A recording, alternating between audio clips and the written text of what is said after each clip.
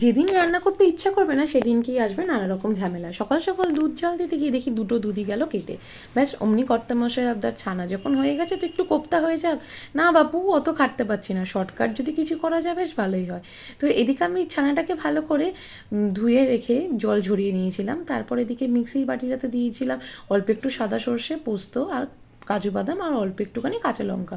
ঝালটা তোমরা তোমাদের হিসাব মতো দিও। আর এদিকে বেশ খানিকটা নারকেলও দিয়ে দিয়েছিলাম।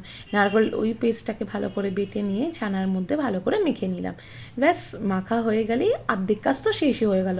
টেস্টের জন্য অল্প একটু নুন, চিনি আর অল্প একটুখানি লঙ্কার গুঁড়ো দিয়েছিলাম, যাতে কালারটাও ভালো আসে আর টেস্টটাও ভালো হয়। আর এদিকে বেশ খানিকটা কাঁচা লঙ্কা। ঝালটা তো বলেই দিলাম তোমরা। এরপর একটা বাটির মধ্যে ওই মাখাটাকে দিয়ে ওপর থেকে বেশ খানিকটা কাঁচা লঙ্কা দিয়ে আর দিয়ে দিলাম বেশ খানিকটা সর্ষের তেল। ব্যাস ভাপিয়ে নিলাম, হয়ে গেল ছানা ভাপা। খেতে যেমন টেস্টি হয়েছিল তেমনি শর্টকাটে বেশ আজকের দিনটা চালিয়ে দিলাম। তোমরাও কিন্তু একবার ট্রাই করো আর আমাকে জানিও কেমন লাগলো।